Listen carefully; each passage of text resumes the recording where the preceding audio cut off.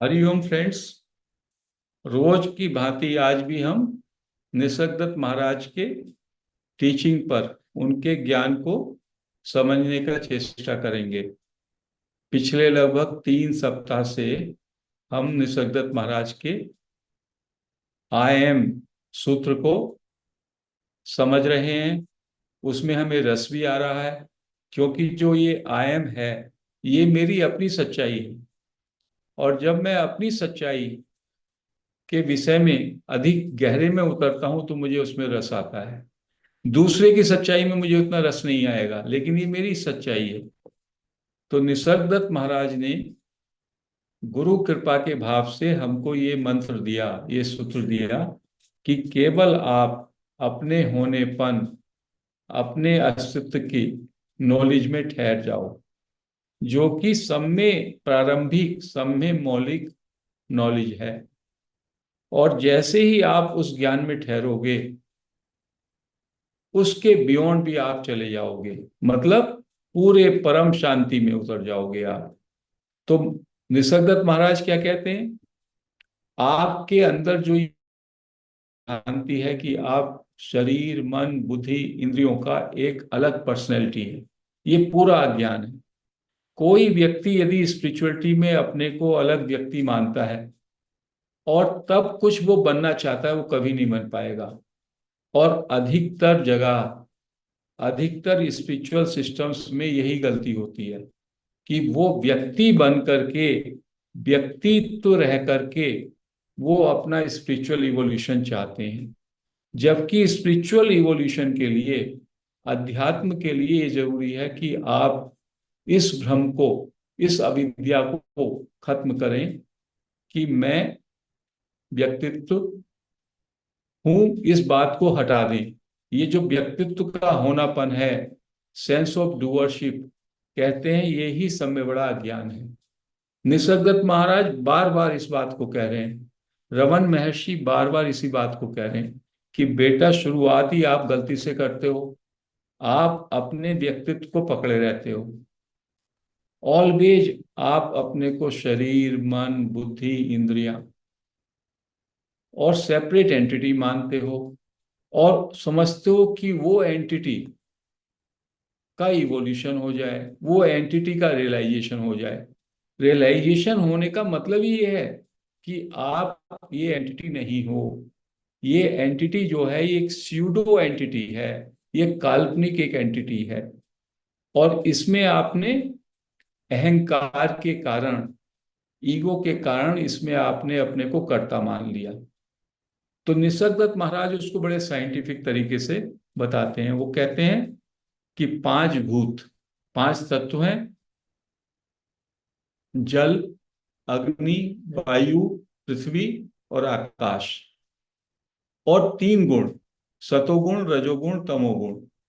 और एक है, उसको कहते हैं वाइटल फोर्स या लाइफ फोर्स, प्राण। प्राण, उसमें प्राण की ऊर्जा डाली गई। जब बच्चे का जन्म हुआ, प्राण की ऊर्जा उसमें आती है। और प्राण की ऊर्जा से ही माइंड सक्रिय होता है, मन सक्रिय होता है। और उसमें नॉलेज ऑफ एग्जिस्टेंस या जो सच्चित है, ये आई एमनेस, इसको कहा कॉन्शियसनेस, कॉन्शियसनेस का भी समावेश हो जाता है। तो इन सब से मिलकर के शरीर, उसमें जो है लाइफ फोर्स आ गई। उस लाइफ फोर्स के साथ मन सक्रिय हो गया। और उन्होंने कहा कि जो ये प्राण है, प्राण और माइंड, ये दोनों मिलकर के एक्टिंग प्रिंसिपल है, इसको कहा। गुण, प्राण और माइंड, माइंड में ये तीनों गुण समावेश होता है। तो कहते हैं इससे एक्टिंग होता है। जितना भी कुछ आप काम करते हैं, सोचते हैं, बात करते हैं, क्रिया करते हैं, वो सब माइंड के थ्रू होता है। और प्राण की सपोर्ट रहती है उसमें। लेकिन गलती से जो कॉन्शियसनेस है, सेंस ऑफ आई एम है, वो ये मान लेता है कि मैं करता हूं। यही तो ज्ञान है। तो वो कहते हैं जो ये कॉन्शियसनेस है, बीइंग, होनापन, इस सेंस का इससे कोई मतलब नहीं है। जो आप सोच रहे हैं, जो आप कर रहे हैं, ये सब माइंड और प्राण शक्ति मिलकर के ये करती है। आप क्या हैं इसके? आप मात्र विटनेस हैं। I am ness is only witness, that is why इसको क्या कहा, it is a feeling of presence और अलाइवनेस। विटनेस का क्या काम होता है? विटनेस कहीं पे जो क्राइम हो रहा है वहां पे वो प्रेजेंट रहता है। तो कॉन्शियसनेस हमेशा ज्यों की त्यों, उसी का नाम अवेयरनेस है। इस बात को समझिए। ये शायद इस तरीके से मैं पहली बार इस बात को आपको बता रहा हूं कि कॉन्शियसनेस या आई एमनेस या बीइंग, इसका दूसरा नाम है sense of presence, that I am present. वो उसी का नाम चेतना है। तो प्रेजेंट जो होता है ना, वो प्रेजेंट जो है डूअरशिप में नहीं जाता। विटनेस जो है, विटनेस का क्या काम है? विटनेस जो है हमेशा जो का त्यों प्रेजेंट रहता है। तो आपका मन, बुद्धि, इंद्रियां और शरीर और प्राण ऊर्जा, ये सब काम में लगे रहते हैं। ये सब ये खेल ड्रामा करते, लीला करते हैं। और जो ये आई एमनेस है, नॉलेज, प्रेजेंस, ये हमेशा अलाइवनेस जो की त्यों रहती है। इसलिए इसको कहा विटनेसिंग, विटनेस। बस ये विटनेस का जो एलिमेंट है यही जानने वाला है। इसी का दूसरा नाम साक्षी भी हो जाता है। तो साक्षी क्या करता है? साक्षी निर्लेप रहता है। साक्षी को क्या हुआ, क्या किया, क्या नहीं किया, अच्छा बुरा, पाप पुण्य, इससे वो बिल्कुल निर्लेप, सुख दुख से, ये सब जो है मन की स्थिति है। और वो तो मन के पीछे खड़ा है। मन है, मन बाहर भाग रहा है, मन हमारा बाहर भाग रहा है। और मन के पीछे ये प्रेजेंस या कॉन्शियसनेस है। तो ना तो मन और बुद्धि इसको समझ पाएंगे, क्योंकि साक्षी की प्रेजेंस में ये सब घट रहा है। और साक्षी हमेशा ज्यों का त्यों है। वो ये प्रिंसिपल है, I am, knowledge that I am. और ये नॉलेज को बताने के लिए संतों ने कहीं कहीं ऐसा बात से बताया कि ये नॉलेज जो है कितनी फास्ट होती है, इसको समझो। अभी मैंने आपको ये दिखाया, मैं अभी अपना ये हाथ खड़ा किया, इसको जानने में आपको कितना समय लगा? कुछ भी नहीं लगा, इमीडिएटली इट इज सो। तो क्या है? That is the knowing character with in you. Immediately आपने इसको जान लिया। अभी मैं आपको बोलूं समस्त यूनिवर्स, इमीडिएटली तत्क्षण वो ज्ञान आपके अंदर है, जानने का शक्ति। ये आई एमनेस है, ये कॉन्शियसनेस है। कॉन्शियसनेस की जो पावर है इतनी विराट है। नॉलेज और कॉन्शियसनेस एक साथ है। तो वो नॉलेज एक तो अखंड है। हमको गलती से लगता है कि ये जो आई एमनेस है ये मेरे अंदर सीमित बॉडी में विद्यमान है। वो आई एमनेस सब में ज्यों की त्यों भरी हुई है, वही नॉलेज है।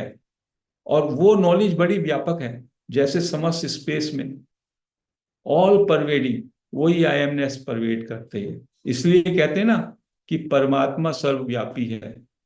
तो इस आई एमनेस का ही दूसरा नाम आत्मा या परमात्मा आप कह सकते हैं। ये सर्वव्यापी है। इमीडिएटली, आपको एक क्षण भी नहीं लगता, जिसका बात करेंगे वो आपको उसका इमीडिएटली बोध, टाइमलेसनेस है वो। क्या आपको कुछ भी, आप देखते हैं, कुछ भी सोचते हैं, कोई बात करता है, उसको जानने में क्या कोई आपको गैप है? कुछ भी गैप नहीं। ज्यों का त्यों, इमीडिएटली यू नो दैट। तो ये जो जानना है, हम जानने को ना पकड़ के जो जानने वाला दृश्य है उसको पकड़ लेते हैं। बस यही हमारी अविद्या है। यदि मैंने हाथ कहा तो आपने हाथ को पकड़ लिया, लेकिन जो ये जानना है, जो ज्ञान है, ये नॉलेज की जो शक्ति है आपकी, नोइंग करेक्टर, उस नोइंग करेक्टर को जानू। तो नोइंग करेक्टर को कैसे जानेंगे? नॉलेज को जानने का मतलब होता है बी दैट नॉलेज। क्योंकि वो ऑब्जेक्टिव नॉलेज नहीं है। जो ऑब्जेक्ट का कुछ नॉलेज है उसमें तो क्या होता है, ऑब्जेक्ट आपसे अलग है और आप उसको जान रहे हैं। अब हम कह रहे हैं जो आपका नोइंग करेक्टर है उसको जानो। तो नोइंग करेक्टर को कैसे जानेंगे? नोइंग करेक्टर कोई ऑब्जेक्ट थोड़ी है, जैसे ये हैंड है या कोई माउंटेन है या कोई फॉरेस्ट है, वो तो दूर से आपको दिखाई दे रहा है। यहां हम कह रहे हैं जो जानने का ये जो पावर है आपकी, इसको जानो। कैसे जानोगे उसको? You be that power, you are that power. तो वही तो चित है, वही सत है। बात केवल इतनी है कि जो जानता है कहना भी गलत है। बस जो ज्ञान है या नॉलेज है, वो नॉलेज, बस उस नॉलेज में आप मर्ज हो जाओ, वही एक हकीकत है। जो भी कुछ हम बोलते हैं उससे पहले वो नॉलेज है, प्रेजेंस है उसकी, उसी का नाम प्रेजेंस है। जो भी कुछ आप सोचोगे उससे पहले वो प्रेजेंट है, नॉलेज। यदि कहीं पे भी आपको कोई भी ऑब्जेक्ट का ख्याल आता है, तो उस ऑब्जेक्ट के विचार से पहले उसकी नॉलेज, उसकी प्रेजेंस विद्यमान है। तो ये विटनेस करेक्टर ऐसा है, ये बहुत विराट है। इसको ऐसे देखा करें, ये जैसे सारा का सारा खुला स्पेस है। अभी आप देखें कि जो ये आकाश तत्व है, इसमें जगह जगह पे आपको वस्तुएं दिखाई देती हैं। पहाड़ दिखाई देता है, नदी दिखाई देती है, जगत दिखाई देता है। लेकिन तभी भी खुला स्पेस उससे कहीं ज्यादा है कि नहीं है? बहुत ज्यादा है। तो कहते हैं ये जो नोइंग करेक्टर है, नॉलेज, कॉन्शियसनेस, ये आकाश से भी बहुत बारीक है, नहीं देखी जा सकती। और आकाश से भी बहुत विराट है, अनंत से भी विराट है। और वो आप हो। तो आप कितना विराट है आपका जो अस्तित्व है। आपका जो जानना है, ये ज्ञान, नॉलेज, उसको आपने सीमित मान लिया। आपके अंदर ये भ्रम हो गया, ये मैं शरीर हूं और इसके अंदर कुछ जानने का मेरे अंदर एक यंत्र लगा हुआ है, उससे मैं जान रहा हूं। वो जो यंत्र है वो है मन। मन में जानने की थोड़ी सी रोशनी जो है इस आत्मा से, कॉन्शियसनेस से है। तो मास्टर कह रहे हैं कि आप कॉन्शियसनेस के प्योर रूप में, you abide in that. Pure रूप क्या है कॉन्शियसनेस का? माइंड को अलग कर दो, थिंकिंग को अलग कर दो, उसके भी पीछे, मन के पीछे उसका साक्षी खड़ा है, ये आई एमनेस। इसलिए साक्षी भाव की बहुत बात हुई। और इसका भी साक्षी को और एब्सोल्यूट हो जाएगा। एब्सोल्यूट स्थिति पे उसको ये भी नहीं मालूम, उसको कुछ जानना ना जानना रहता ही नहीं है। वो परम, परमात्मा का भी परमात्मा। लेकिन हमें अभी उस स्थिति में नहीं जाना है। हमें केवल इस स्थिति में जानना है कि मैं सर्वव्यापी हूं। मैं हूं का मतलब है केवल मैं इस सीमित शरीर में नहीं, सब जगह ये है पन। इसलिए उसको मैं हूं को मैंने सुबह बताया कि इसका मतलब है एग्जिस्टेंस एंड नॉलेज। तो ये नॉलेज सब जगह व्याप्त है, ये एग्जिस्टेंस सब जगह व्याप्त है, अस्तित्व है। और आप अपने को व्यक्तित्व माने बैठे हैं। तो कोई व्यक्ति अपने को व्यक्तित्व मान के, कहते हैं महाराज कहते हैं, कितना भी मेहनत कर लो, कितना भी क्या कर लो, जब फर्स्ट स्टेप ही आपने गलत ले लिया, आपको जाना है मान लो गंगा सागर, और आप गंगोत्री की तरफ बढ़ने लगे, तो जब आपने सीधा उल्टा मार्ग पकड़ लिया, तो गंगा सागर कैसे पहुंचोगे? आपको, आपने अपने को यदि सेपरेट इंडिविजुअलिटी मान लिया, बस फिर आप कितना भी योग कर लो, कितना भी आप ध्यान कर लो, कितना भी ज्ञान कर लो, जब तक आपने इस भ्रम का निवारण नहीं किया, तो आपको केवल थोड़ी सी सांत्वना देगा मन आपका, yes you are improving, you are improving, but nothing is going to help. सब में पहले आपका ये भ्रम टूटना चाहिए। और उस भ्रम के टूटने के लिए आप अपने मौलिक रूट पे आए, अपनी मूल माया पे, जो स्टार्टिंग है, starting point of your knowledge, that you are. Nisargadatta Maharaj उसको बड़ी अच्छी तरह से बता रहे हैं। और हमारे ऊपर सबकी कृपा है निसर्गदत्त महाराज की, हमको इतना जबरदस्त ज्ञान, इतना क्लैरिटी से मिला। ये अंतिम ज्ञान है, ये अंतिम पढ़ाई है। और अंतिम पढ़ाई के लिए जहां से आपकी शुरुआत हुई, वो कहते हैं आपका ज्ञान की शुरुआत है जब आपका शरीर बना, जब आप बच्चे थे और आपको पहली बार आपको ये ज्ञान का उदय हुआ, ये जानकारी हुई मैं हूं। वैसी प्योर स्थिति में, प्योर बीइंग में, प्योर कॉन्शियसनेस में बस आप ठहरो। और बाकी जो उसके साथ जुड़ा है तमाम, नाम है, आपका रूप है, आपका शरीर है, आपके मन विचार है, उनको छोड़ दो। अभी एक बहन कह रही थी कि वो सेंस ऑफ अलाइवनेस में रहती है तो विचार खुद ही दूर हो जाते हैं। तो we must avoid in this knowledge. और ये नॉलेज विटनेसिंग है केवल, ये ज्ञान का कोई अटैचमेंट नहीं है। ज्ञान तो बस ज्ञान है, ज्ञान तो एक रोशनी की तरह है। सूरज की रोशनी में सब कुछ दिखता है। सूरज तो विटनेस मात्र ही है, सूरज की प्रेजेंस है बस, सूरज की रोशनी है। सूरज तो किसी के लिए, चाहे सूरज की रोशनी में कोई क्राइम करे, कोई पूजा पाठ करे, कोई क्या करे क्या नहीं हो, तूफान आए, आंधी आए, पतझड़ आए, बसंत आए, सूरज को इससे कोई मतलब नहीं। तो ये जो आपकी चेतना है ये निर्लेप है, निर्विकार है। और वही नॉलेज आप हो। और नॉलेज का मतलब है विटनेसिंग। तो जैसे ही आपको इस विटनेसिंग में आप गहराएंगे, तो फिर शरीर आपको बिल्कुल अलग हो जाएगा आपसे।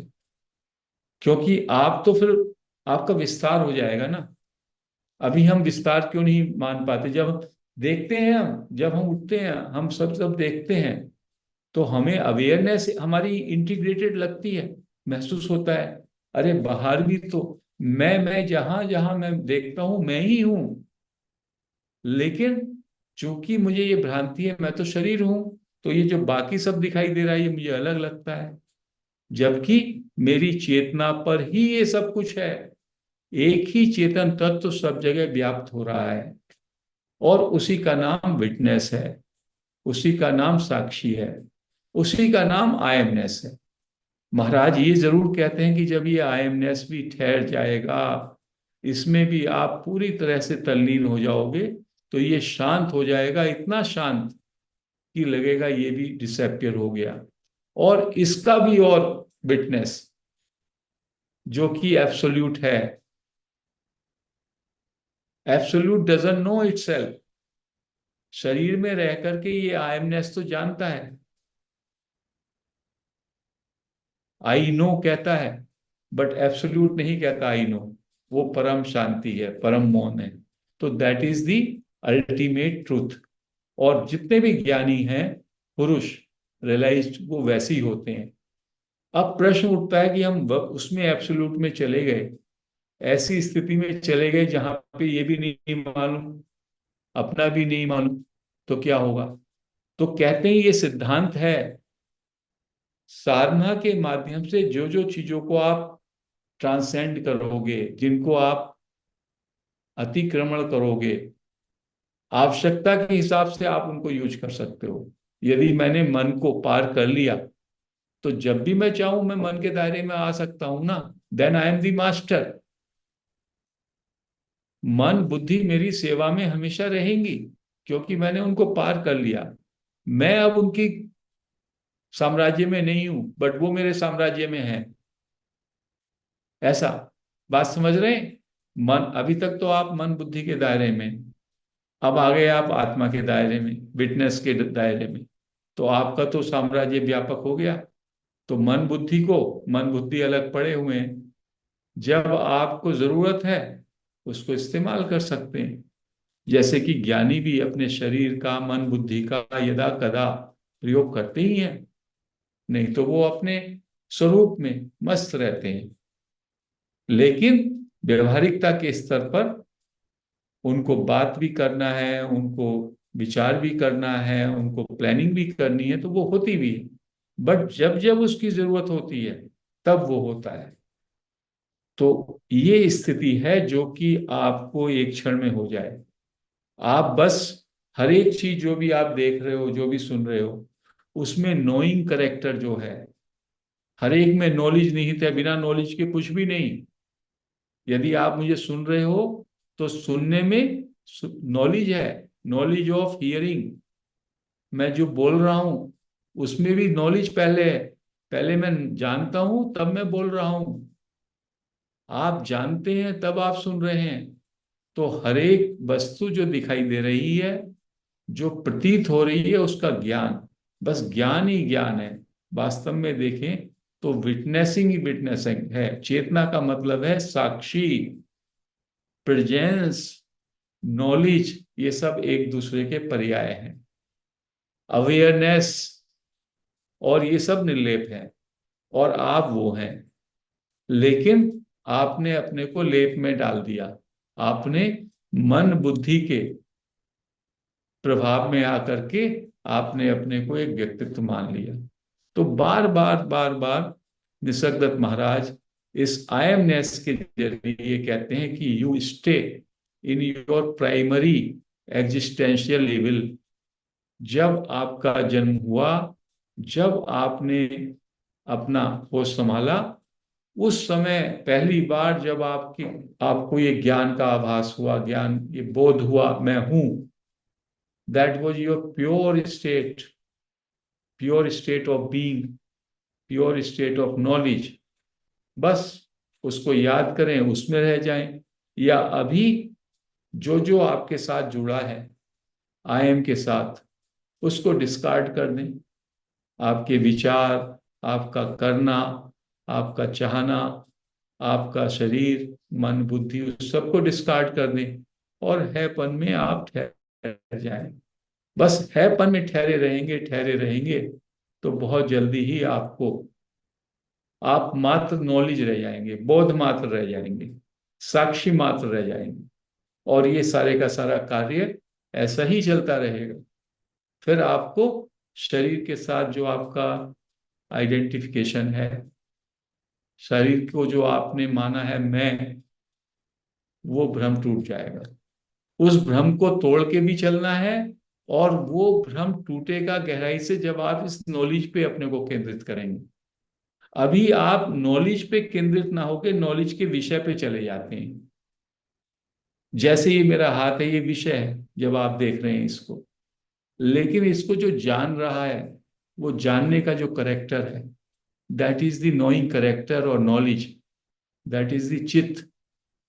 और हैपन से, हैपन भी उसी का नाम है। बस इतना करना है।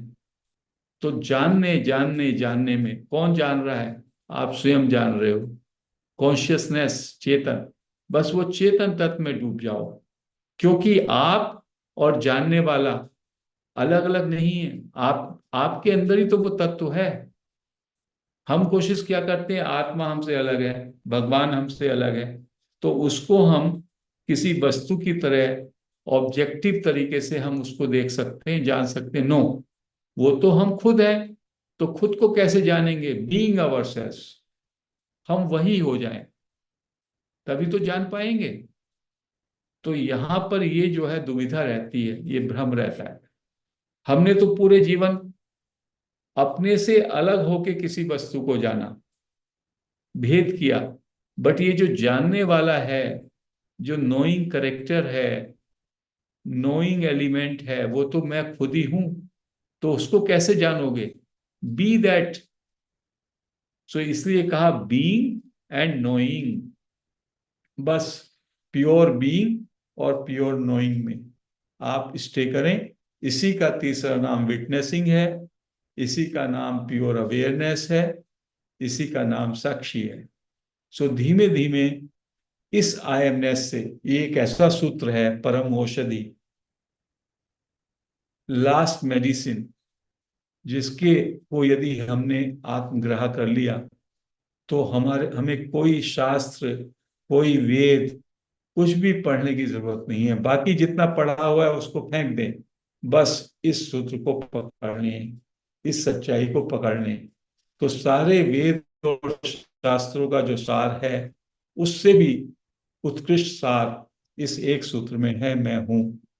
और निसर्गदत्त महाराज कृपा करके इस सूत्र को बड़ी अच्छी तरीके से बता रहे हैं। और कहीं लिख भी रहे हैं कि ये तो विदेश के लोग आए, तो विदेश के लोग से वो यहाँ से मुझसे ले गए ये।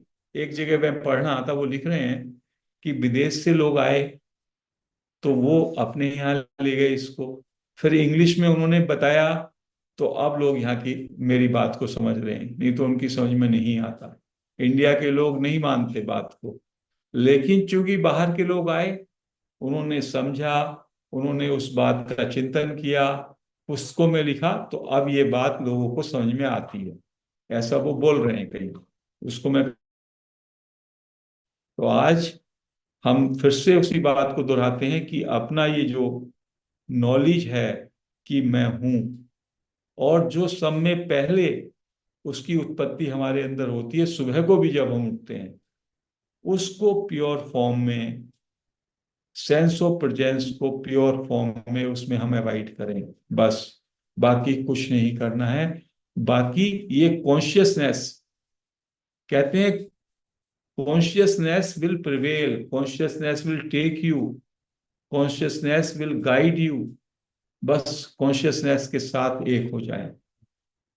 कॉन्शियसनेस का ही नाम है आई एमनेस, इजनेस, बीइंग, प्रेजेंस।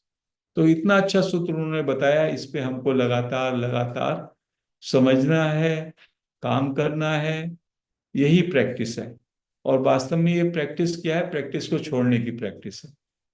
अभी तक हमने जो सोचा है, अभी तक जो हमारा चिंतन है, जो संस्कार है, जो कंडीशनिंग है, सबको गिराने की बात है। तो आज हम फ्रेंड्स इस चर्चा को यहीं समाप्त करते हैं। हरि ओम।